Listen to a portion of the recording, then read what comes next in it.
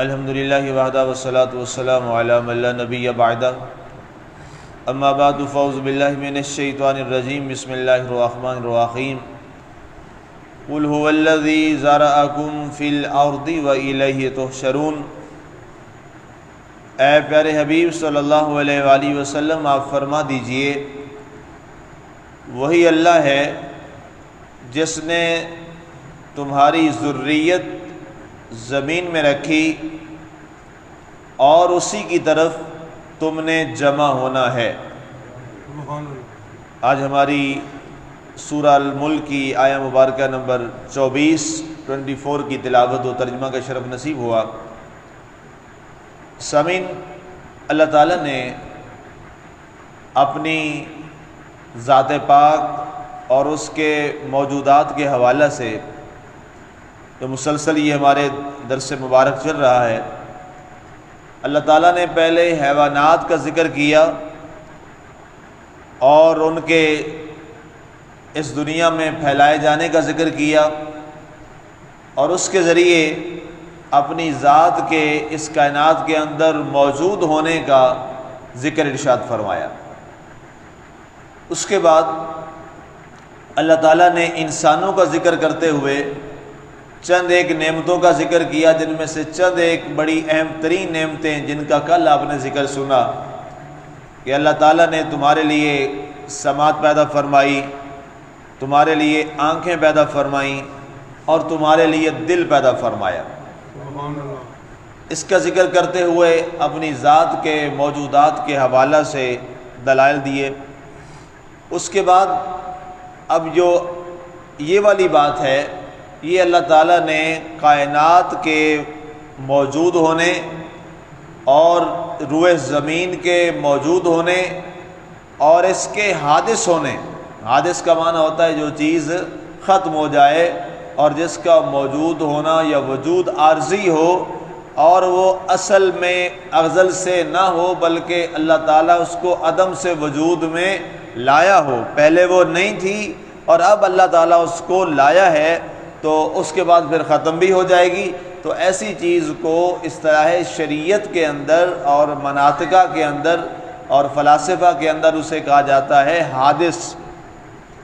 جیسے حادثہ آپ بولتے ہیں، سنتے ہیں، حادثہ کیا ہوتا ہے؟ کسی چیز کا کرش ہو جانا، ختم ہو جانا، اس کا وجود جو ہے وہ ٹوٹ جانا۔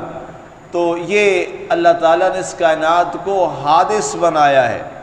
اب اللہ تعالیٰ کائنات نہیں تھی، اس کائنات کو وجود دیا کس نے؟ اللہ نے۔ اور پھر اس کائنات جس کو وجود دیا گیا، ایک دن اس کا وجود ختم بھی ہو جائے گا۔ یہ ذہن نشین رہے بات۔ اب اللہ نے فرمایا قُلْ هُوَ الَّذِي ذَرَأَكُمْ فِي الْأَرْضِ۔ اے پیارے حبیب صلی اللہ علیہ وآلہ وسلم آپ فرما دیجئے کہ وہ اللہ تعالیٰ کی ذات ہی ہے جس نے تمہاری ذریت کو، تمہاری اولاد کو اس زمین کے اندر رکھا ہے۔ ہم جتنے لوگ ہیں، ہمارا وجود، ہماری اولادیں، ہماری نسلیں اس زمین کے اندر چل رہی ہیں۔ اس زمین سے ہمارا وجود ہے اور وہ وجود مبارک چل رہا ہے۔ نسل در نسل کتنی اقوام آئی تھی، ختم ہو گئی، نئی اقوام آئی، چل رہی ہیں، ان میں سے آگے نئے لوگ پیدا ہو رہے ہیں، نئی نسل چل رہی ہے اور یہ نظام چلتا چلا جا رہا ہے۔ اور کب تک چلے گا؟ ظاہر ہے یہ اللہ اور اس کا رسول بہتر جانتا ہے۔ اس کا موضوع آگے انشاءاللہ آئے گا، کل اس پہ بات کریں گے۔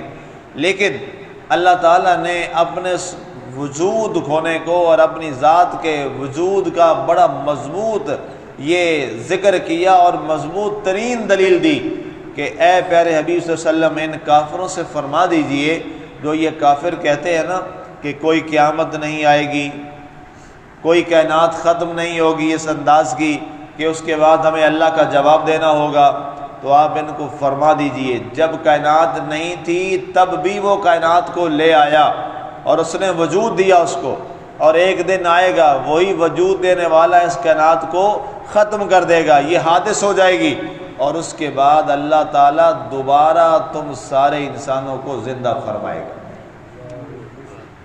یہاں یہ فرمایا گیا اور ساتھ دلیل دی گئی کہ جو ذات پاک جب تمہارا وجود بھی نہیں تھا اس وقت وہ تمہیں موجود کر سکتا ہے، تو اب تو تمہارا وجود آ گیا ہے، اب اس کے بعد تمہیں دوبارہ زندہ کرنا تو اس کی ذات کے لیے کوئی مشکل کام نہیں ہے۔ یہ کافروں کو جواب دیا جا رہا ہے۔ ویسے تو اللہ کے لیے نہ پہلے مشکل تھا اور نہ بعد میں مشکل ہے، یہ کافروں کو ان کی عقل کے مطابق، جو ان کی فکر اور سوچ ہے اس کے مطابق جواب دیا جا رہا ہے۔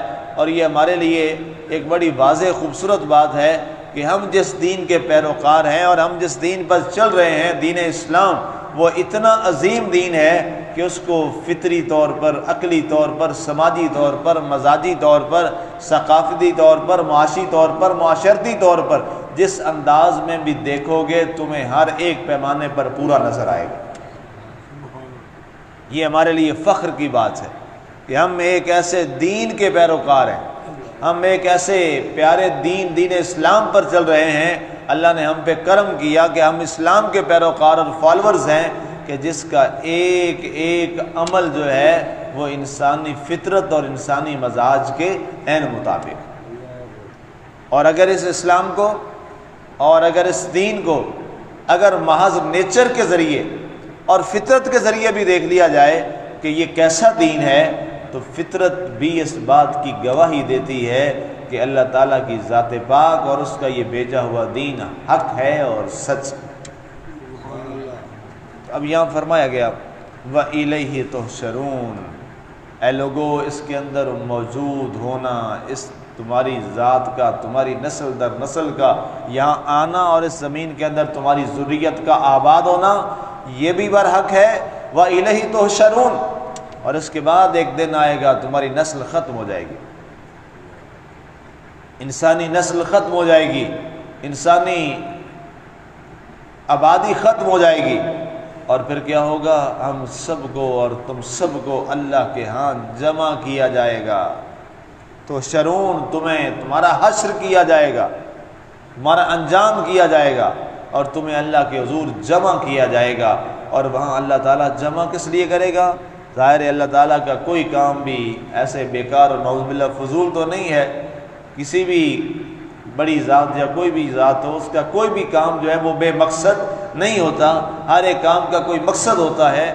تو اللہ کے حضور ہم سب کو جو جمع کیا جائے گا تو اس کا مقصد کیا ہوگا؟ اس کا مقصد یہ ہوگا کہ میں نے تمہیں دنیا میں رکھا تھا، تمہیں وجود دیا تھا، تمہیں بھیجا تھا اور تمہیں سب کچھ دیا تھا، آج اسی دنیا میں رہنے کا میں تم سے حساب مانگ رہا ہوں، جس کو کہا جاتا ہے یوم حساب، جسے کہا جاتا ہے یوم حشر۔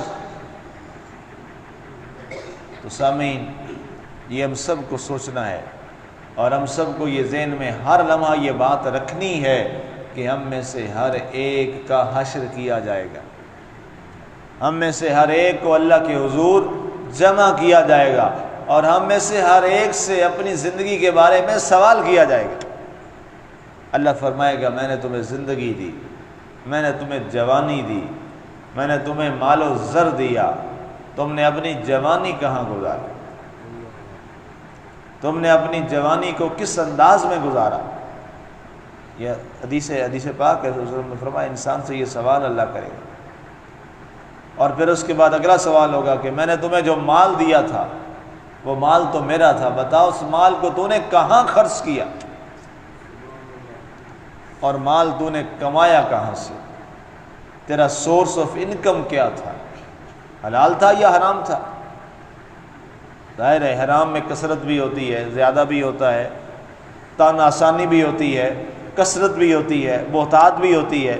ایک وہ شخص ہے جو بیچارہ محنت کرتا ہے، مزدوری کرتا ہے، ملازمت کرتا ہے، کوئی کاروبار کرتا ہے، وہ محنت کرتا ہے، خون پسینہ ایک کرتا ہے، پھر اس کے بعد اس کو پیسہ ملتا ہے۔